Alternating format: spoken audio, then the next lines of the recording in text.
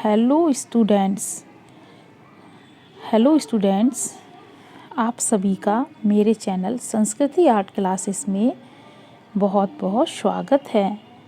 आज मैं आप सभी को वेस्टर्न आर्ट की क्रीटन, माइसीनियन तथा यूनान की कला के बारे में बताऊंगी। ठीक है, क्रीटन, एक सेकेंड, ये छोटा करूँ थोड़ा सा, बताऊँ।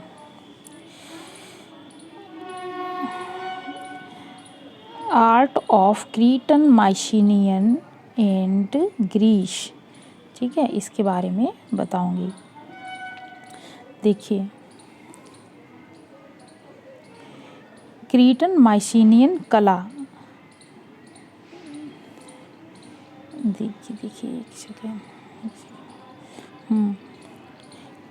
क्रीटन माइसीनियन कला, देखिए, एशियन द्वीपों एवं महाद्वीपों क्षेत्रों में कांस्य युग की कला। तो ये जो एशियन द्वीप एवं महाद्वीपों क्षेत्रों में कांस्य युग की कला को क्या बोलते हैं हम? क्रीटन माइसीनियन कला कहते हैं। ठीक है, ये जो क्रीटन माइसीनियन कला थी वो कांस्य युग की कला थी, और ये जो थी ना विशेषतः द्वितीय सहस्त्राब्दी ईसा पूर्व की है। ये कला द्वितीय सहस्त्राब्दी ईसा पूर्व की। ठीक है, अगर देखा जाए कि जो ये क्रीटन माइसीनियन की जो कला थी ना, यह किसका आधार बनी थी? यूनानी कला का। यूनानी कला का ये आधारभूत प्रेरणा भी रही है, मतलब आधार। ठीक है, इसी से विकसित हुई थी यूनानी कला। अच्छा, अब देखिए, ये क्रीटन माइसीनियन में ये जो अगमेम्नॉन का मुखौटा, मास्क ऑफ अगमेम्नॉन, जो कि किससे बना है? किस सोने से, मतलब गोल्ड से बना है। ये 1500 ईसा पूर्व का है और कहाँ पे संग्रहित है? राष्ट्रीय पुरातात्विक संग्रहालय एथेंस में। ठीक है, अच्छा, एक सेकेंड। अच्छा, अब नेक्स्ट देखते हैं आगे। देखिए, कुछ लोग इस सभ्यता के व्यापक प्रसार के कारण क्या बोलते हैं? एशियन कला कहते हैं। ठीक है, एशियन द्वीप था ना, तो वहाँ पे इस आर्ट का जब व्यापक प्रसार हुआ तो वहाँ के लोग इसको एशियन कला कहने लगे। ठीक है, वैसे तो क्रीटन माइसीनियन, ये जो एशियन जो था ना, तो द्वीप थे, तो उसमें कई सारे द्वीप थे। तो जैसे एक क्रीटन द्वीप और माइसीनियन द्वीप। माइसीन, क्रीट और माइसीने जो था, ये दो जैसे द्वीप थे। तो यहाँ पे कला का वो हुआ था, तो उसका प्रसार बहुत ज़्यादा, इसे एशियन कला भी कहते थे। जैसे ये देखिए, लिखा है कि क्रीट तथा माइसीने ये दो अलग अलग द्वीप हैं, और जो क्रीट की आर्ट ऑफ क्रीट ये क्या थी? अपेक्षाकृत प्राचीन है। ये पुरानी है, सबसे पुराना जो है क्रीट और माइसीने में जो पुरानी जो किसकी कला है? क्रीट की कला। ठीक है, ये अच्छा, माइसीनियन कला का जो जन्म और विकास कहाँ हुआ था? माइसीनियन कला का जन्म और विकास ये हुआ था यूनान में। ठीक है, ग्रीस में। यूनान में माइसीनियन कला के बाद, अब देखिए, यूनान की बात हो रही है कि यूनान में किसका जन्म विकास हुआ था? माइसीनियन कला का। अब यूनान में माइसीनियन कला के बाद डोरिक कला शैली का आरंभ हुआ था। किसका? डोरिक कला शैली की शुरुआत हुई। देखिए, नेक्स्ट कि मियोनिन कला, मियोनिन आर्ट का जो प्रभाव था सबसे पहले क्रीट देश की कला में दिखाई पड़ता है। ठीक है, तो मियोनिन कला का जो प्रभाव था किस पे दिखाई देता है? क्रीट देश की कला पर। चलिए, मिनट। अब नेक्स्ट पॉइंट है कि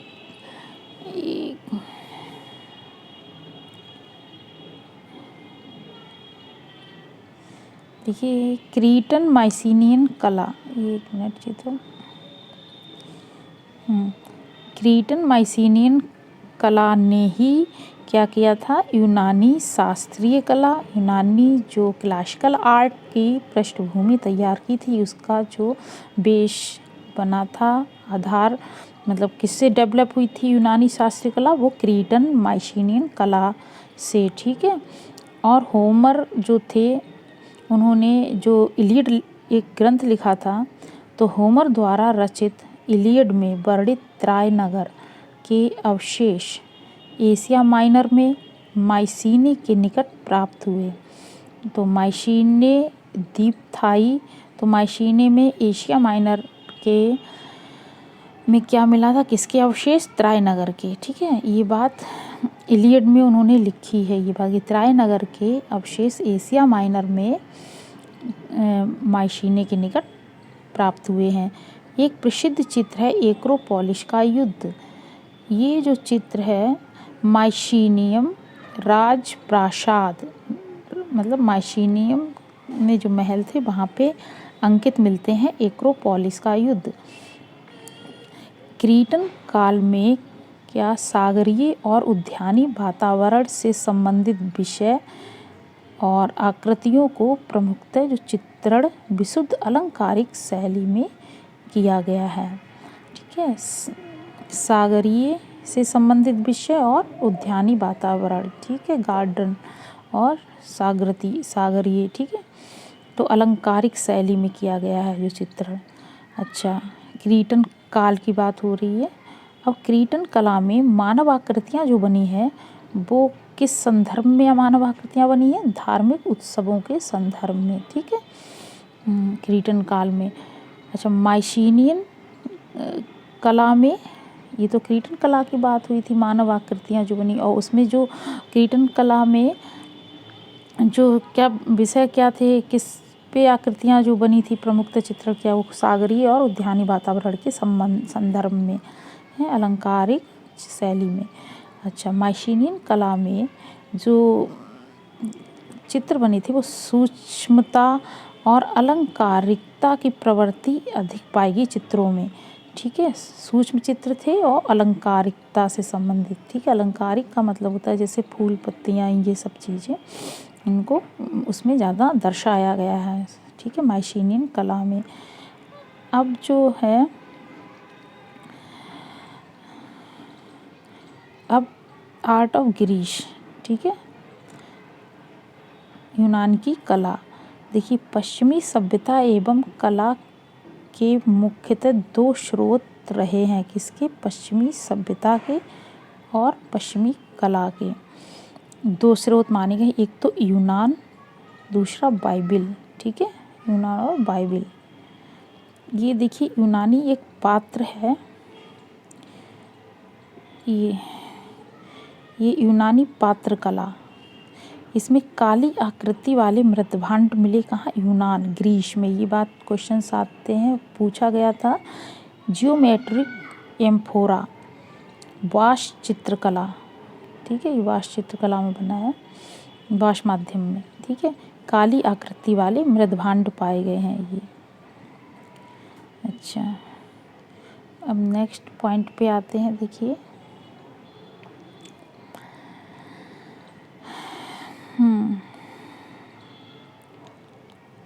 चलिए नेक्स्ट पॉइंट पे कि यूनानी पश्चिमी एशिया के आयोनिया नामक प्रदेश के क्या, एक सेकेंड, ये क्या दिख नहीं रहा है यहाँ पे, ग्रीस पहुँचे थे कौन, देखिए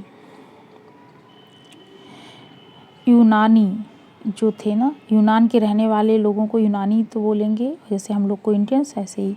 तो यूनानी जो थे वो क्या हुए थे, पश्चिम एशिया में एक आयोनिया नामक प्रदेश था, वहाँ से आयोनिया से कहाँ पहुँचे, ग्रीस, कौन, यूनानी, जहाँ उन्होंने ग्रीक सभ्यता और कला का विकास किया था। तो यूनानी आयोनिया नामक प्रदेश से ग्रीस पहुँचे, वहाँ उन्होंने ग्रीक सभ्यता और कला का विकास किया था। इस कला के संबंध में हमें जो भी जानकारी मिलती है वो 19वीं सदी से ही संभव हुआ है? तो 19वीं सदी से मिलती है जानकारी। ठीक है, प्राचीन युग के समाप्त होने के साथ सभी महत्वपूर्ण कृतियां भी नष्ट हो गई थी। रोम के पोम्पेई स्थित भित्ति चित्र, रोम के पोम्पेई में क्या है? भित्ति चित्र है। उसके अतिरिक्त स्फुट रूप से कुछ कलाकृतियां भी उपलब्ध है।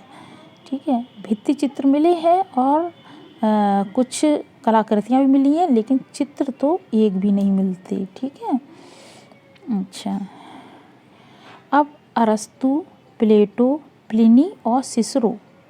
ठीक है,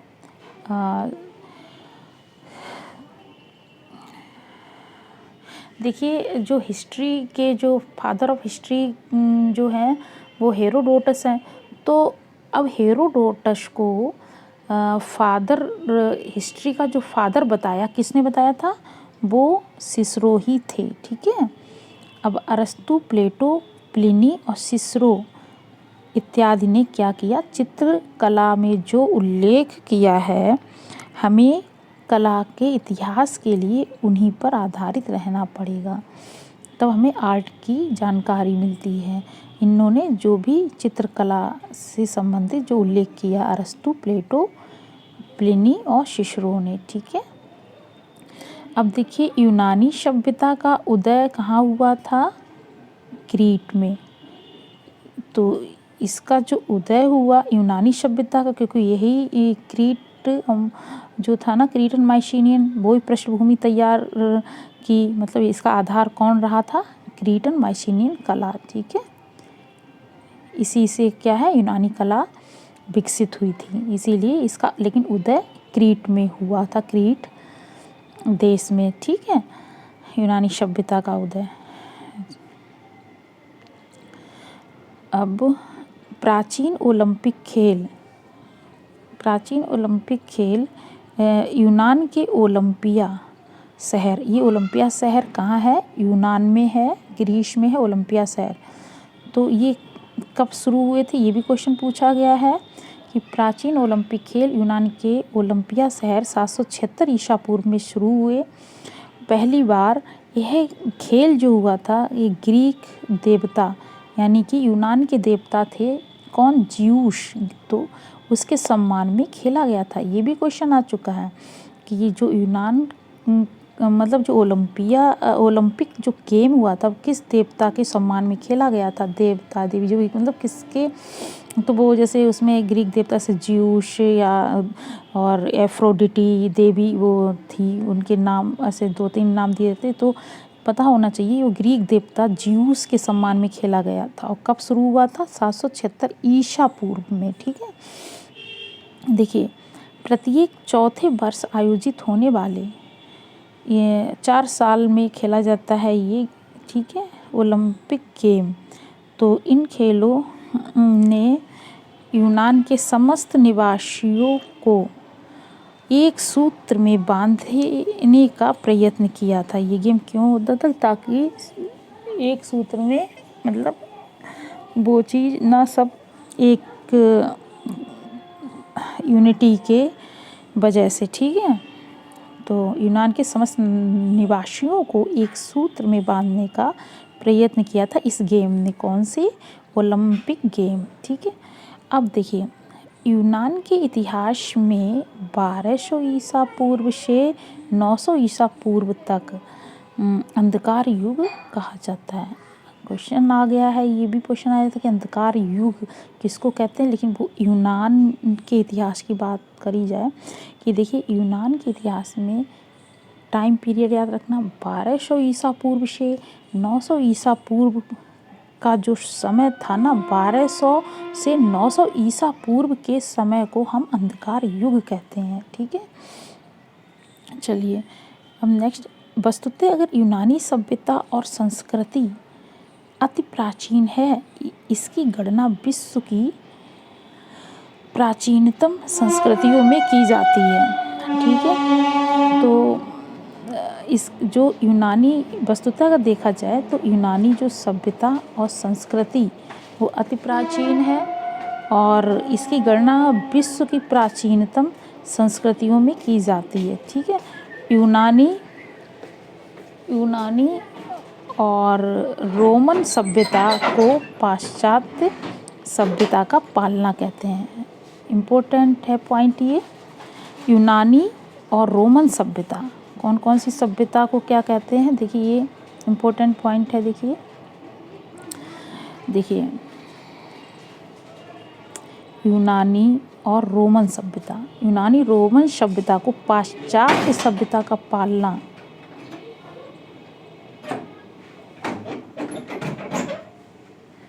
ठीक है, पाश्चात्य सभ्यता का पालना किसको कहते हैं, यूनानी और रोमन सभ्यता को।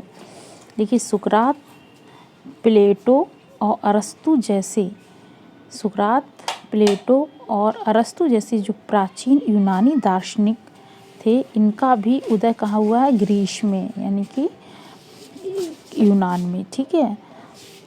तो इनका जन्म कहाँ हुआ, सुकरात, प्लेटो और अरस्तु, ठीक है, यूनान में।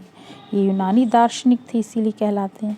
अच्छा, यूनानियों ने ही सर्वप्रथम सबसे पहले चित्रों में आकृतियों के निर्माण हेतु स्वर्णिम विभाजन पद्धति, गोल्डन सेक्शन का सिद्धांत विकसित किया था। आकृतियों के निर्माण के लिए सर्वप्रथम, ठीक है, कि चित्रों में आकृतियों का निर्माण कैसे हो, कितना ये चीज़ें इसके लिए विकसित किया था किसने, यूनानियों ने ही, ठीक है, स्वर्णिम विभाजन सिद्धांत।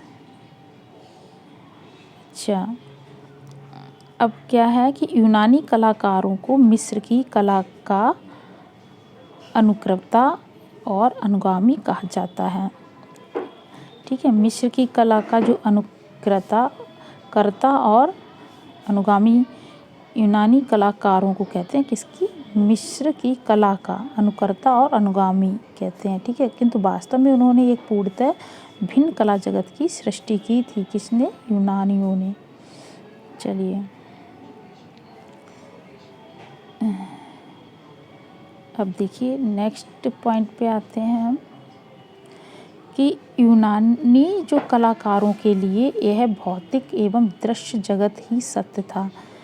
तो जो यूनानी कलाकार थे वो भौतिक और दृश्य जगत को सत्य मानते थे। उनकी जो कलाकृतियाँ थीं वो भौतिक और दृश्य जगत के ऊपर, ठीक है। यूनानी कला सौंदर्य का मूर्तिमान रूप था। उनकी सौंदर्यात्मक प्रतिभा का जो परिचय है वो मूर्ति शिल्प और स्थापत्य कला में सबसे ज़्यादा मिलता है। किसमें, मूर्तियों में और स्थापत्य कला में। क्या चीज़, सौंदर्यात्मक प्रतिभा का परिचय, ओके। कहा जाता है कि सम्राट पेरिक्लीज के शासन काल में प्रत्येक तीसरा व्यक्ति मूर्तिकार था। कौन से, देखिए, तो जो सम्राट पेरिक्लीज थे तो उनके शासन काल में देखा जाए तो प्रत्येक तीसरा व्यक्ति मूर्तिकार था, ठीक है। क्योंकि देखिए, और यूनानी मूर्ति शिल्प का 90% भाग जो था वो देवी देवताओं से संबंधित रहा है। जो 90% जो मूर्तियाँ बनती थी वो देवी देवताओं से संबंधित।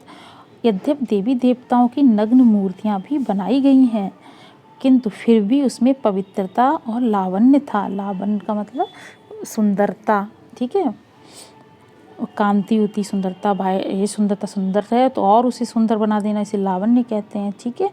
तो चूँकि देवी देवताओं की नग्न मूर्तियाँ भी बनाई गई थी लेकिन उसमें पवित्रता और लावण्य था, ठीक है। 90% जो यूनानी जो मूर्ति शिल्प बनी है तो वो 90% देखा जाए तो किसकी बनी है, देवी देवताओं की, ठीक। आरंभिक यूनानी कला देवालयों और पात्रों के अलंकरण का व्यावहारिक उद्देश्य लेकर ही चली थी, ठीक है। क्या चीज़, आरंभिक शुरू की जो यूनानी कला थी, ठीक है, ग्रीस आर्ट, वो देवालयों और पात्रों के अलंकरण का व्यावहारिक उद्देश्य लेकर चली थी। यूनानी कला में सम्राटों की जो दीर्घकाय मूर्तियाँ नहीं बनी थी। याद रखना, जो यूनानी कला में किसकी मूर्तियाँ दीर्घकाय नहीं बनी थी, सम्राटों की। जैसे कि मिस्र की कला में फ़रो मतलब राजाओं की मिलती है, मिस्र की कला में राजा को क्या कहते थे, फ़रो कहते थे। तो फ़रो की जो वहाँ पे बनती थी पैसा यूनान की कला में नहीं बनती है, ठीक है। अब यूनान की कला को शैली के आधार पर, यूनान की जो कला है ना, इसे शैली के आधार पर, किसके आधार पर, शैली के आधार पर 4 भागों में बांटा गया है, ठीक है। पहला क्या है, ज्यामितीय युग, इसे ज्योमेट्रिक पीरियड, टाइम पीरियड याद रखना 900 से 600 ईसा पूर्व। दूसरा आर्केइक युग, ठीक है, आर्केइक पीरियड 600 से 480 ईसा पूर्व। और फिर शास्त्रीय युग, क्लासिकल पीरियड 480 से 323 ईसा पूर्व। फिर हेलेनिस्टिक युग, ठीक, हेलेनिस्टिक पीरियड इसका 323। एक मिनट,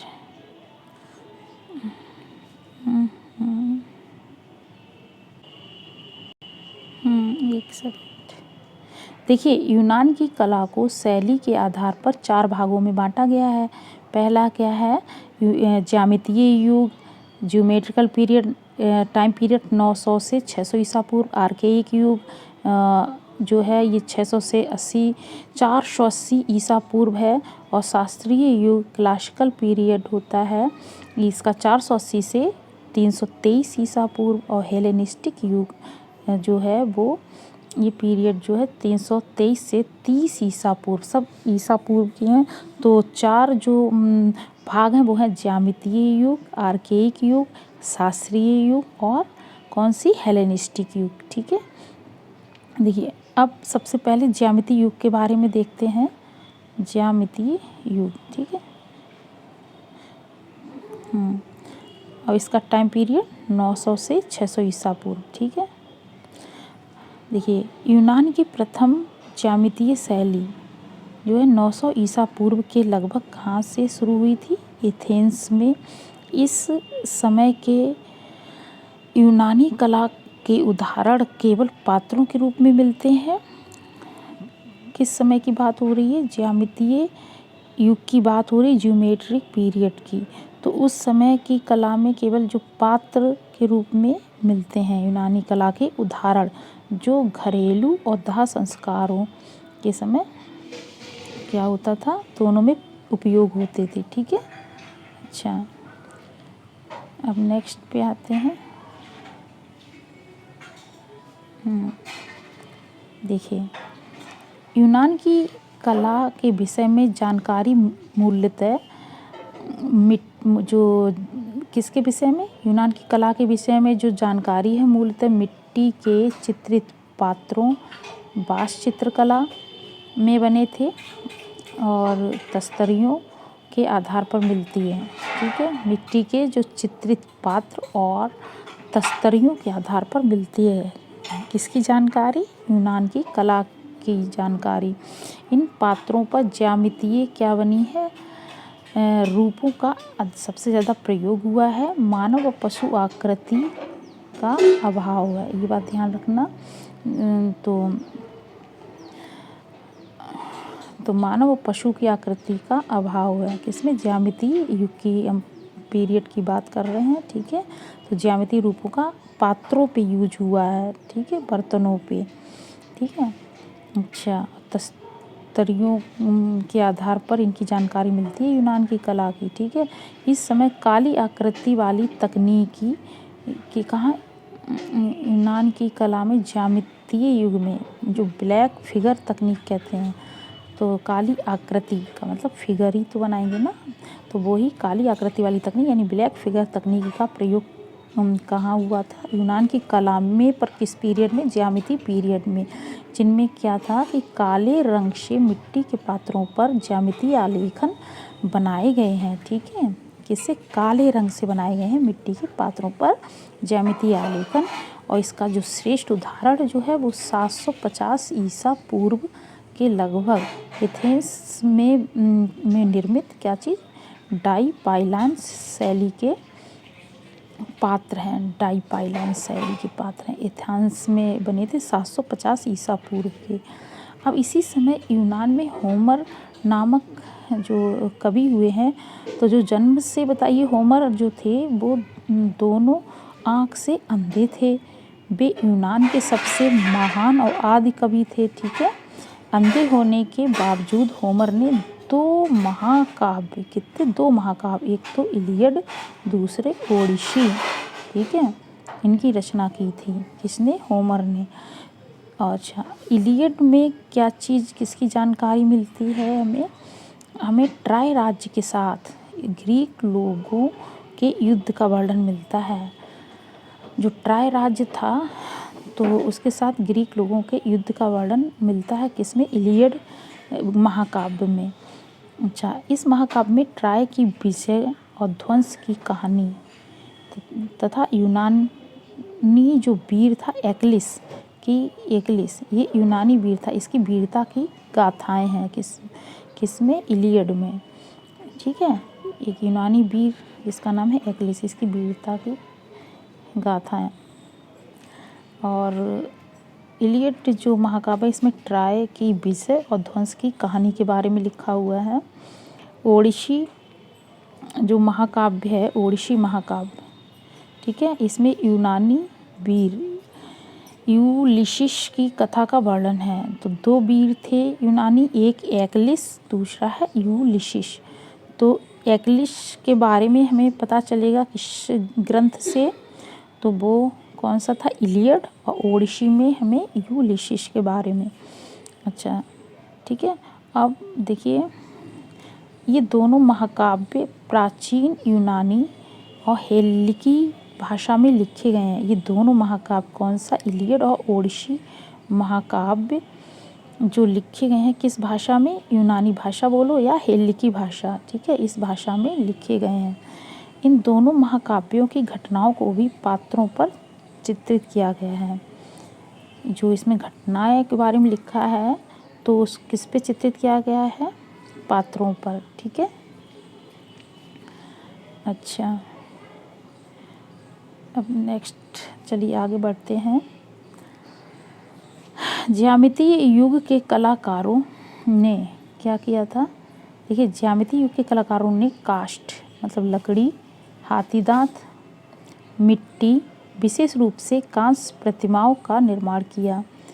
किसने? ज्यामितीय पीरियड पढ़ रहे हैं तो उनके जो आर्टिस्ट थे उन्होंने काष्ठ पर काम किया है, वुड पे, और हाथी दांत, मिट्टी, ठीक है, विशेष रूप से कांस्य प्रतिमाओं का निर्माण किया है। ठीक है, इनमें से एक सेरेमिक की 10वीं शताब्दी ईसा पूर्व के उत्तरार्ध में बनी पौराणिक प्राणी सेंटार अद्भुत है। सेंटार, ये क्या है? सेंटार पौराणिक प्राणी है, एनिमल है, और ये 10वीं शताब्दी एक सेरेमिक में बना है और ये 10वीं शताब्दी ईसा पूर्व के उत्तरार्ध।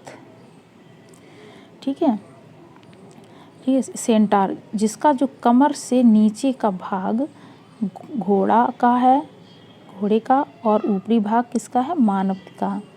ठीक है, कमर से नीचे का भाग क्या है? घोड़े का है और ऊपरी भाग मानव का है। किसमें? सेंटार में। सेंटार, ठीक है, ये 10वीं शताब्दी ईसा पूर्व के उत्तरार्ध में बनी थी। किससे? सेरेमिक। अच्छा, इसी प्रकार की एक 750 ईसा पूर्व की कांस्य निर्मित छोटी प्रतिमा प्राप्त होती है। कांस्य की बनी हुई छोटी प्रतिमा जिसमें हेराक्लीज और सेंटार एक साथ बनाए गए हैं। ठीक है, हेराक्लीज और सेंटार को एक साथ बनाया गया है। ठीक है, अब यहीं पे देखिए कुछ महत्वपूर्ण तथ्य भी देख लेते हैं। देखिए,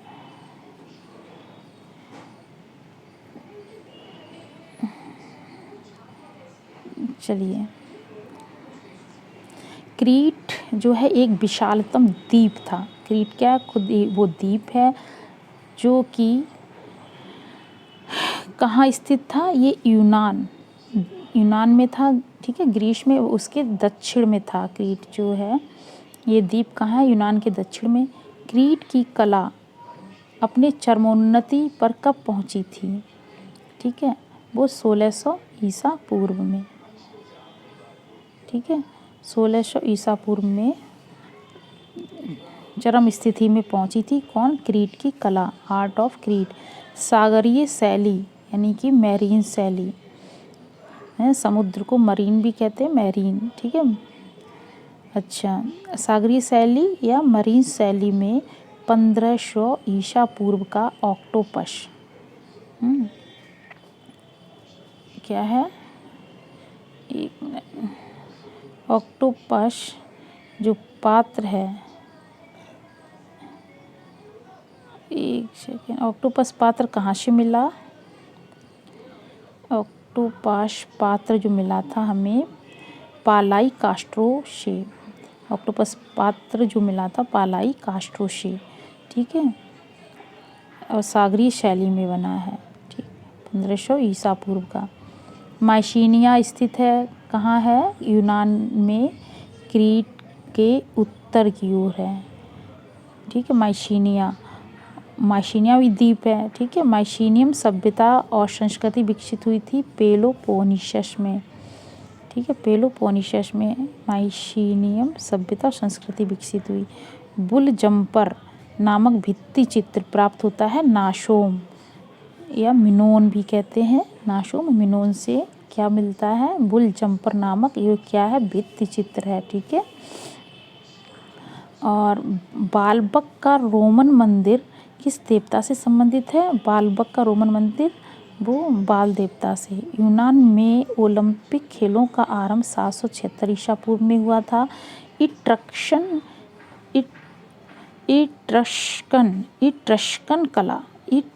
कला का जो प्रभाव है वो किस देश की कला पर पड़ा था? वो रोम की कला, ठीक है। इट्रस्कन कला का प्रभाव रोम की कला पर पड़ा। पार्थेनन क्या है? ये एथेंस नगर की रक्षक देवी, ठीक है, एथीना का मंदिर है ये। एथेंस नगर की जो रक्षक देवी जिसका नाम है एथीना, उनके मंदिर को हम पार्थेनन कहते हैं। तो ये पार्थेनन मंदिर जो एथीना का मंदिर है, ठीक है, ये पार्थेनन मंदिर कहाँ है? एथेंस यानी कि ग्रीस में, ठीक है। मर्डाशन गाल यानी कि डाइंग गाल तो का संबंध किससे? हेलेनिस्टिक से है, ठीक है। अच्छा, प्राचीन यूनान में ओलंपिक खेल किस देवी देवता के सम्मान में आयोजित किए जाते थे? जीएस, ठीक है, भी बताया था सब। तो होमर द्वारा लिखित महाकाव्य इलियड और ओडिसी थे, ठीक है। अच्छा, अब देखिए, ईसाई धर्म की पुस्तक बाइबिल मूल रूप से किस भाषा में लिखी गई है? हिब्रू भाषा में, ठीक है, बाइबिल लिखी गई है। और हर्मीज और डायोनियस के मूर्तिकार कौन थे? प्रेग्जाइटलीज। ये भी क्वेश्चंस पूछा गया है, हर्मीज और डायोनियस के मूर्तिकार। तो मूर्तिकार थे ये प्रेग्जा, एक मिनट, कौन थे? प्रेग्जा, देखिए ध्यान से यहाँ पे, प्रेग्जाइटलीज नाम याद रख लीजिए, प्रेग्जाइटलीज ये मूर्तिकार हैं। इन्होंने किसकी मूर्तियाँ बनाई थी? हर्मीज और डायोनियस की, ठीक है। अब प्रसिद्ध कलाकृति एक है, वो है चक्का फेंकने वाला। ये किसने बनाया था? मायरॉन ने, ठीक है। और एक्रोपोलिस क्या है? यूनान में किसी भी ऊंचे स्थान पर बने नगर को एक्रोपोलिस, विशेष रूप से एथेंस की पहाड़ी पर बने दुर्ग, ठीक है, इसको कहते हैं। तो एक्रोपोलिस किसको कहते हैं? यूनान में किसी भी ऊंचे स्थान पर बने क्या नगर को, ऊंचे स्थान पे जो नगर बना है उसको कहते हैं एक्रोपोलिस, यानी कि विशेष रूप से एथेंस की यानी यूनान की पहाड़ी पर बने जो दुर्ग वो नगर के रूप में हो ना, उसको कहते हैं, ठीक है, एक्रोपोलिस।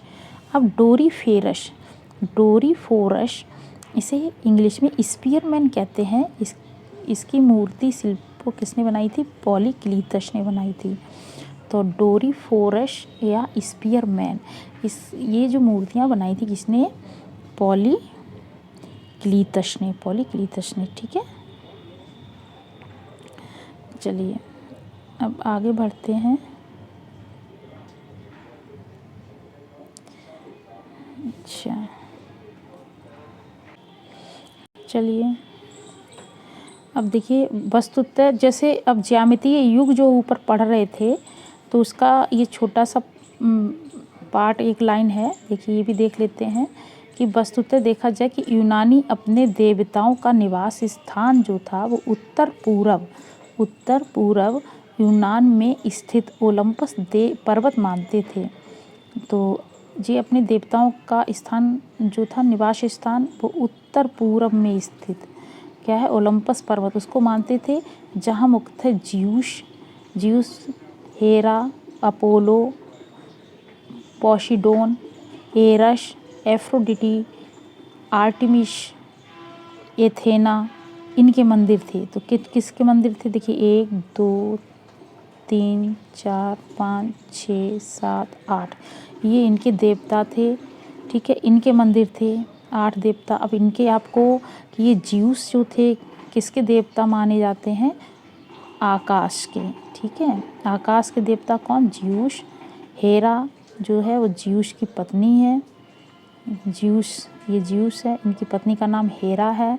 ठीक है, अपोलो जो है वो सूर्य देवता को अपोलो, ठीक है, पोर्सिडोन समुद्र देवता को पोर्सिडोन, एरस को युद्ध देव, एफ्रोडिटी को प्रेम की देवी एफ्रोडिटी, और आर्टेमिस चंद्र देवी। ठीक है, एथेना को ज्ञान की देवी। तो एफ्रोडिटी को प्रेम की देवी माना जाता है, एथेना ज्ञान की देवी हैं, आर्टेमिस चंद्र देवी। ठीक है, तो ये अच्छे से याद करना है। तो ये यहाँ तक हमारा ज्यामितीय पीरियड फिनिश होता है, कर लिया। अब जो नेक्स्ट 3 पीरियड बचे हैं वो हम कल कराएंगे। ठीक है, अगर आपको मेरी क्लास अच्छी लगी हो तो आप इसको लाइक कर दीजिएगा, और नए हो चैनल पे तो सब्सक्राइब कर दीजिएगा, और बेल आइकन ज़रूर दबाइएगा। ठीक है, ताकि मेरी जो नोटिफिकेशन है आपके पास पहले पहुँचे और मेरा उत्साह बढ़ेगा इससे। ठीक है, तो ये ज़रूर करिएगा, लाइक ज़रूर कर दीजिएगा और कमेंट ज़रूर लिखिएगा। ठीक है, बाय।